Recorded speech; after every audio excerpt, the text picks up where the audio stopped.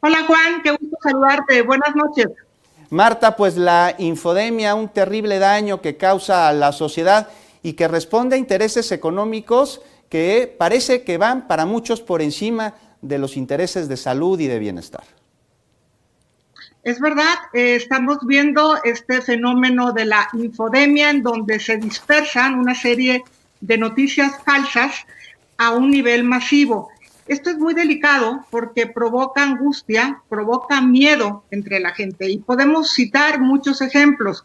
Hace algunos días ustedes recordarán cómo desde TV Azteca se le llama a la gente a ignorar al subsecretario de Salud, Hugo López-Gatell, y sus recomendaciones, estas medidas sanitarias indispensables para el bienestar de la población dictadas por la Organización Mundial de la Salud. Decirle a la gente, no le hagan caso a López-Gatell, ignoren lo que está diciendo, significa salgan a la calle.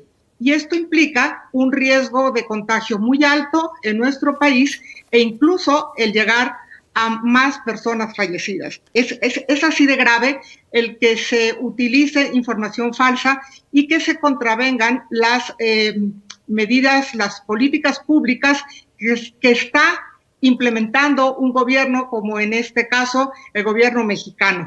Me parece muy lamentable además porque son muchos los actores que están aparentemente sincronizados, todos al mismo tiempo, atacando al gobierno de López Obrador, pero también atacando a los ciudadanos, porque los ponen en un riesgo muy grave. A mí me llama mucho la atención el caso de Portugal, en donde una vez que se supo de que el gobierno implementaría medidas de sanidad como las que se implementaron en México, la sana distancia, el quedarse en casa, los primeros en sumarse al gobierno fueron los de la oposición de derecha, que en este momento son segunda fuerza en Portugal. Ellos dijeron, este no es momento de política, este es momento de apoyar al gobierno, vamos a apoyar a Portugal. En México, en cambio, la oposición está haciendo lo contrario. En lugar de apoyar al gobierno mexicano, por lo tanto a México, por lo tanto a los mexicanos, lo que está haciendo es atacar, causar confusión y causar pánico.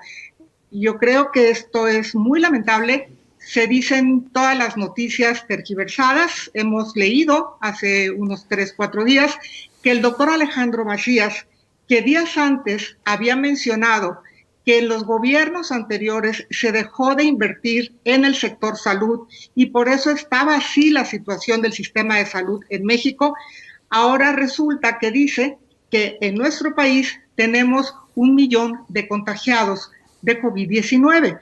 ¿Cómo podría tener México una tercera parte de los contagiados a nivel mundial?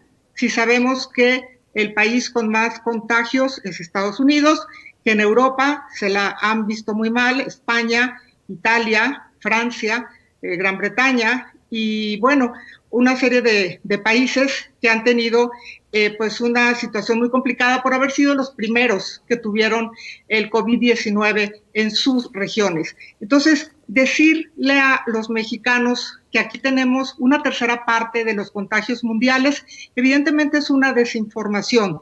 Tenemos que estar atentos porque esta desinformación no solamente llega a través de las redes abiertas y públicas como Twitter o Facebook.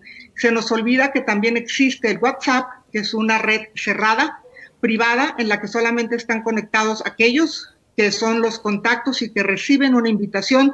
Y aquí también se diseminan una serie de informaciones falsas que otra vez angustian a la gente. Le dicen, todos los hospitales están saturados, no hay equipo médico, la gente no tiene equipo de calidad. Bueno, se les olvida que hay un puente aéreo entre México y China, que se acaba de establecer otro puente aéreo entre México y Reno, Nevada, y que se están recibiendo equipos tanto de China como de los Estados Unidos. Simplemente se acaban de recibir 211 ventiladores de los Estados Unidos.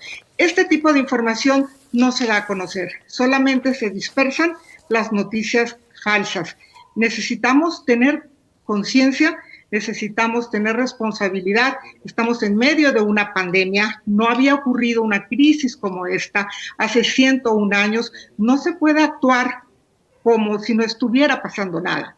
Y la oposición debería de ser consciente de su papel y sumarse al gobierno para poder salir con éxito de esta pandemia. Suena complicado, comparas a la oposición de Portugal, que se suma a los esfuerzos de aquella nación y de las autoridades y de los gobernantes para enfrentar pues un panorama terrible. ¿Dirías que en México es la oposición una buena parte de aquellos que difunden noticias falsas y que están comprando estos bots y que están intentando desacreditar al gobierno de México? Porque yo veo una sincronización en ciertos personajes de la oposición y algunos líderes de opinión, por llamarlos así, en cuanto a noticias falsas. O sea, empiezan a salir y parece que se llaman por teléfono, se pasan el copy y lo empiezan a replicar, pues te digo, con una coordinación que ya quisiera el equipo de nado sincronizado olímpico. Bueno, desde luego sí. Creo que en esta campaña que estamos sintiendo todos los días y que ya ha llegado a este punto de alarma por la desinformación hacia los mexicanos, están muchos actores. Podemos hablar, por ejemplo, de la Coparmex y su participación a través de Gustavo de Hoyos. Podríamos hablar de Claudio X González a través de Mexicanos contra la Corrupción. También pudiéramos mencionar Enrique Krause. Te llama la atención que hablan de dispersión de odio, pero pues realmente aquí quienes están dispersando esta polarización son estos actores.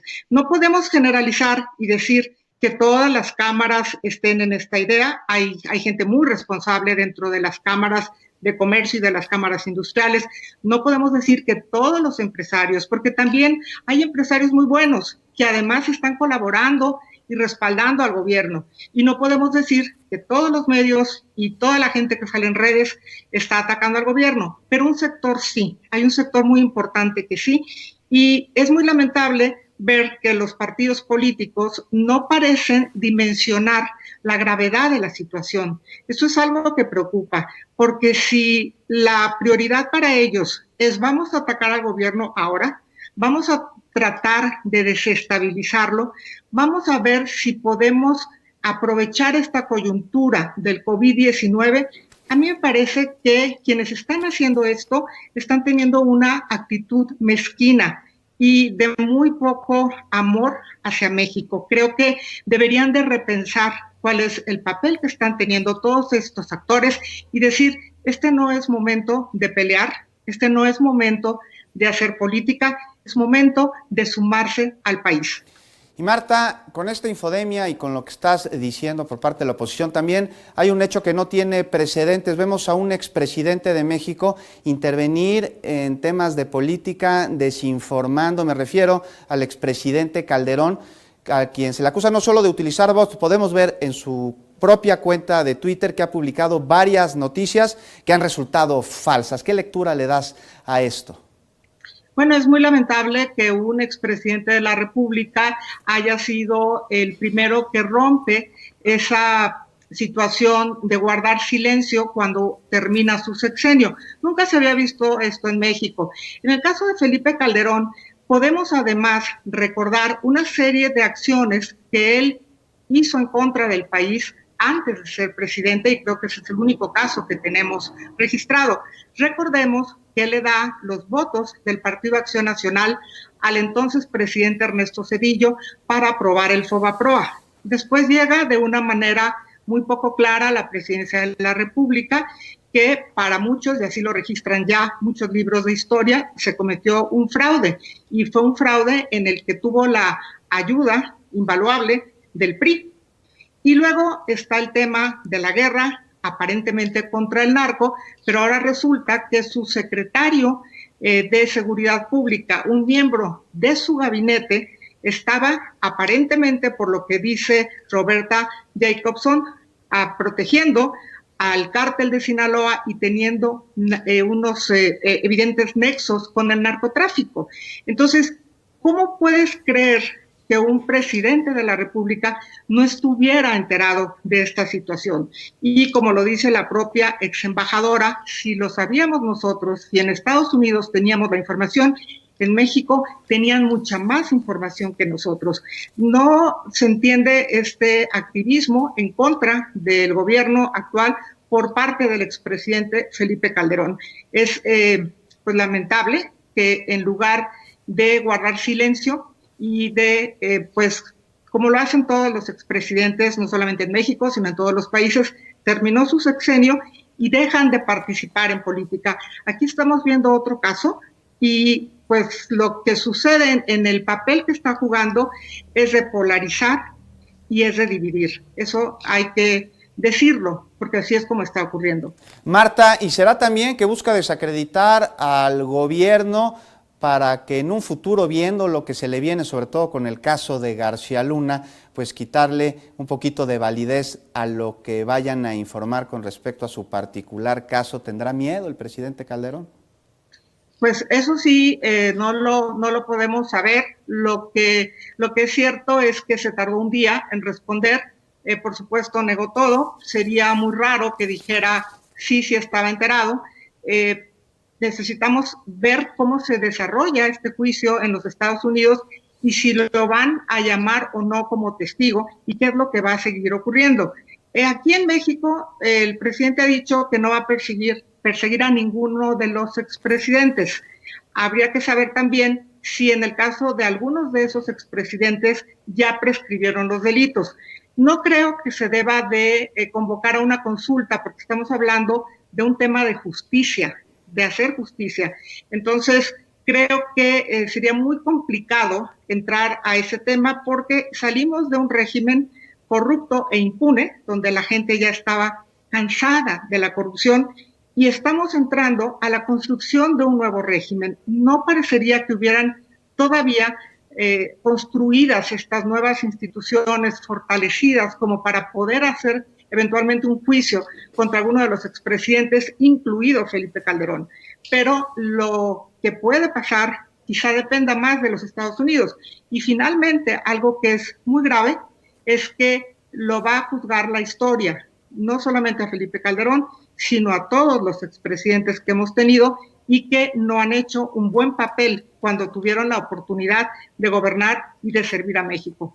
Marta, pues estaremos muy pendientes de este tema, de cómo evoluciona, porque el presidente también dijo nadie fuera de la ley. Marta Samarripa, periodista, muchísimas gracias por habernos acompañado. Qué gusto saludarte. Gracias, Juan. Igualmente, buenas noches.